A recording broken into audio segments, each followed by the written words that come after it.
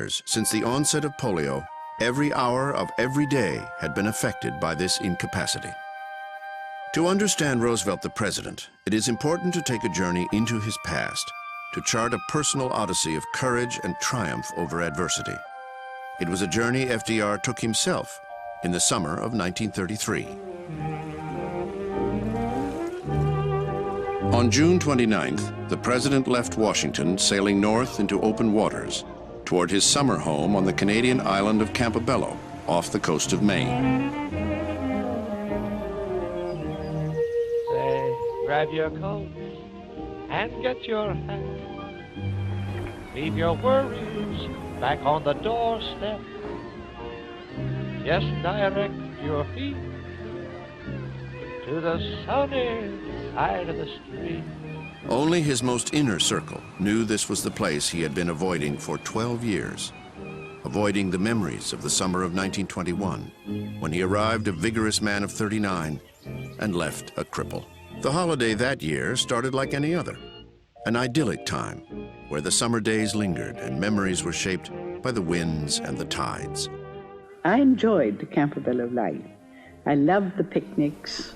I loved sailing to different places. You would always find new places to sail to. There were so many places you could explore and go to. My husband loved it. He was a wonderful sailor. He knew the whole coast intimately. On the sunny side of the street. FDR's nightmare began with a simple chill the family attributed to a late afternoon swim. And in his wet bathing suit, Frankie sat with the mail which had come while they were out. And after a very short time, it was getting near to supper time, he started to go upstairs and said his back ached and didn't feel very well. I suggested that he go to bed and I would bring him his supper. And that was really the beginning of his illness.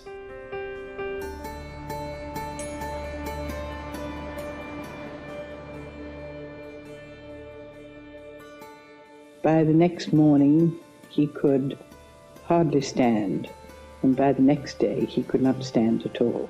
For 2 days, Roosevelt stayed in his room as the paralysis continued to spread from his legs to his hips, his chest, his arms, and his shoulders. FDR was in excruciating pain, but the local doctor wasn't sure why. He told Eleanor to relieve the discomfort by rubbing her husband's sore limbs. With polio, every nerve cell in your body is inflamed. It's not a matter of losing sensation. It's a matter of having acute sensation. So by massaging his muscles, she was forcing them to exercise at a time when they were terribly sick. And she may, in fact, have hastened the paralysis by doing that.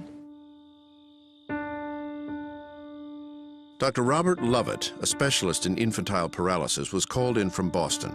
He immediately diagnosed polio. He lay very quiet after Dr. Lovett left and seemed to be facing what this meant. He never said anything at all. All his life, FDR idolized his distant cousin Teddy, dreamed that someday he would follow his hero into the White House. But as he lay in his room at Campobello, such thoughts appeared perverse reflections on what might have been. You have to recognize that polio in those days carried a social stigma, like a venereal disease. People were put away when they had polio. And so to find your husband, your father, with polio must have been a huge shock to the family. Returning to Hyde Park, he refused to accept that the paralysis might be permanent. Recovery was just a matter of time and patience. He hoped to find both here, at his home alongside the Hudson River.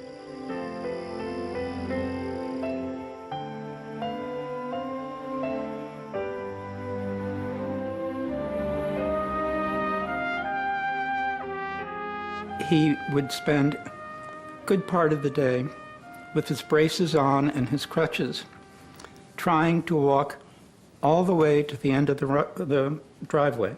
And he would drag himself along and back and forth and back and forth, sweating buckets.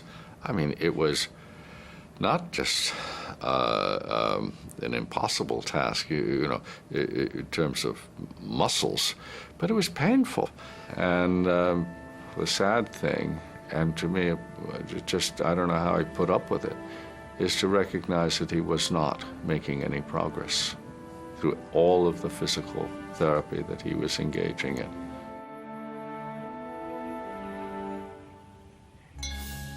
Eleanor watched Franklin day after day as he tried and failed to reach the end of the driveway. It was, she said, a trial by fire. His strength and his natural optimism seemed to be on the wane. He had said to her just once, "I'm a useless person, and I'll always be a burden." For the first time in his life, FDR was experiencing serious depression. He would now have to confront his own demons. In the winter of 1924, FDR purchased a 71-foot houseboat he christened the LaRuco. He sailed her around the Florida Keys for months with his secretary and companion Marguerite LeHand, known to everyone as Missy. It was a time to reflect on what he had lost.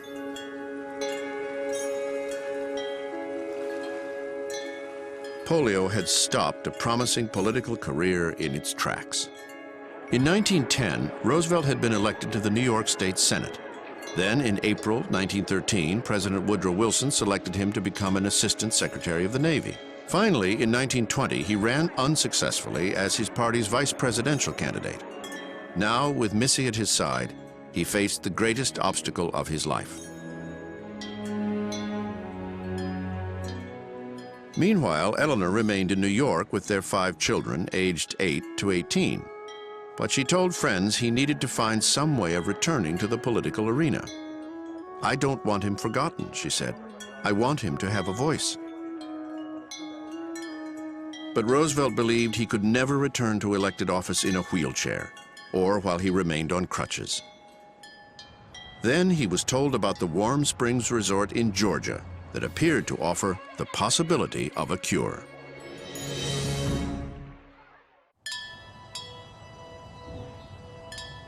In the shadow of Pine Mountain, Georgia, the town of Warm Springs had long been a retreat for the rich, taking advantage of the waters that bubble up at a constant 88 degrees.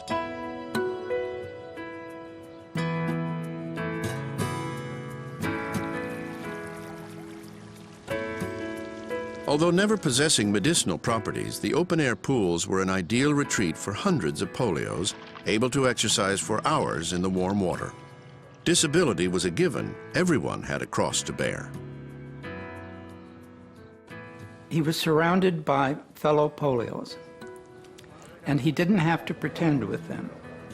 He always used a wheelchair. He was very active socially.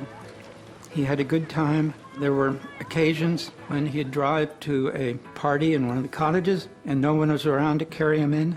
He could bounce down to the ground and with his hands bounce his butt along to get into the cottage, and he didn't think a thing about it. That's why he kept going to Warm Springs.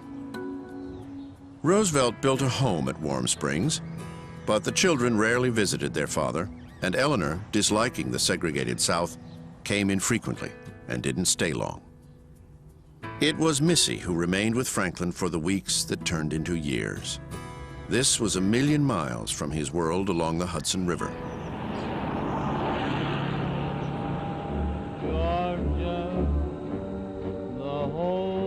He would often drive away from Warm Springs, travel the byways of Georgia, and encounter an America he had never known before. The rural white underclass fighting for survival. Black tenant farmers beaten down by generations of bigotry and oppression.